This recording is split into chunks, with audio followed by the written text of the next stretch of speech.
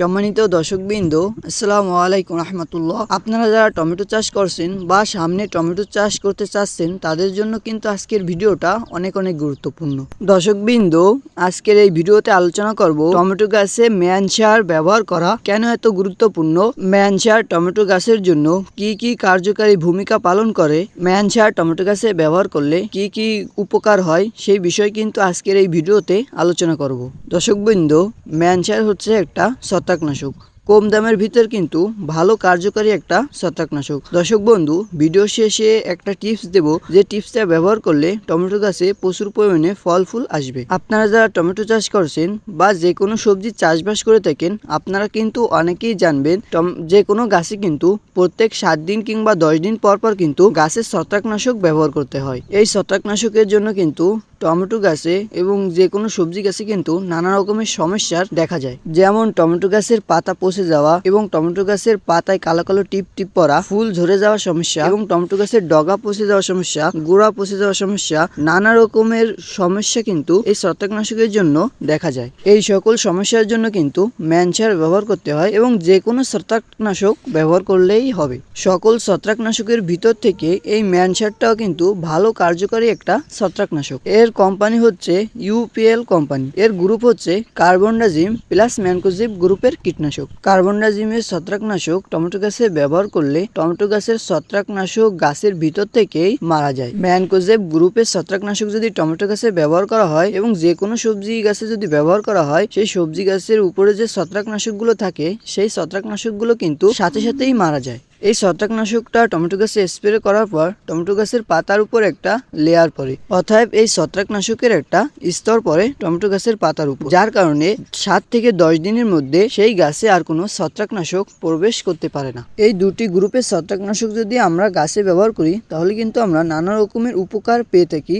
যেমন ধরেন, আমাদের গাছের ভিতরে যে ছত্রাকনাশকগুলো, এই ছত্রাকনাশকগুলো মারা যাচ্ছে এবং গাছের পাতার উপরে যে ছত্রাকনাশকগুলো থাকে সেই ছত্রাকনাশকও কিন্তু সাথে সাথে মারা যাচ্ছে, যার কারণে আমাদের 7 থেকে 8 দিনের মধ্যে আমাদের গাছে আর কোনো ছত্রাকনাশক ব্যবহার করার প্রয়োজন হয় না, যার কারণে আমাদের গাছগুলো কিন্তু খুবই সুন্দর এবং সতেজ থাকতেছে। এবং এই ছত্রাকনাশকটার দামও কিন্তু তেমন বেশি না। 100 গ্রাম একটা ছত্রাকনাশকের প্যাকেটের মূল্য হচ্ছে মাত্র 150 টাকা। এখন আলোচনা করি এই ছত্রাকনাশকটা গাছে কিভাবে ব্যবহার করবে। দর্শক বন্ধু, এই ছত্রাকনাশকটা কিন্তু আমিও আজকে আমার গাছে স্প্রে করব আমার টমেটোর জমিতে। আমি কিন্তু এখানে অনেক টমেটো চাষ করছি।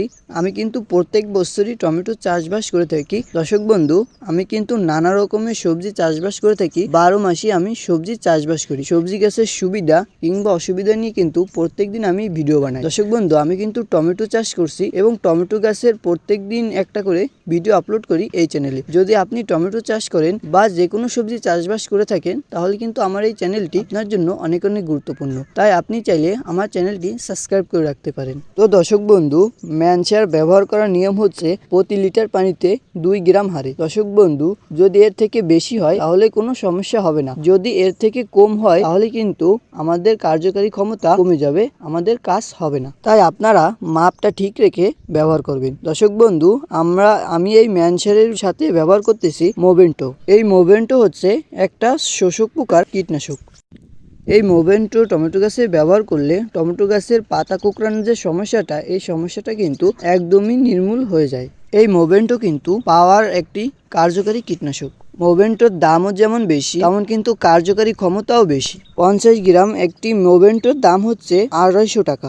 দর্শক বন্ধু, অন্যান্য যে কীটনাশকগুলো আছে তার থেকে কিন্তু এই মোভেন্টোর দাম অনেক বেশি এবং অন্যান্য কীটনাশকের চেয়ে কিন্তু এই কীটনাশকটার কার্যকারিতাও অনেক বেশি। এই মোভেন্টো ব্যবহার করার পর যত ধরনের শোষক পোকা গাছে আছে সে সব শোষক পোকাগুলো কিন্তু 1 থেকে 2 ঘন্টার ভিতর মারা যায় এবং 7 থেকে 8 দিনের মধ্যে সেই জমিতে আর কোনো কীটনাশক ব্যবহার করার প্রয়োজন হয় না, যার কারণে আমি কিন্তু এই কীটনাশকটা ব্যবহার করি। আমি কিন্তু প্রত্যেক 7 দিন অন্তর অন্তর আমার টমেটো জমিতে এই কীটনাশকটা ব্যবহার করি।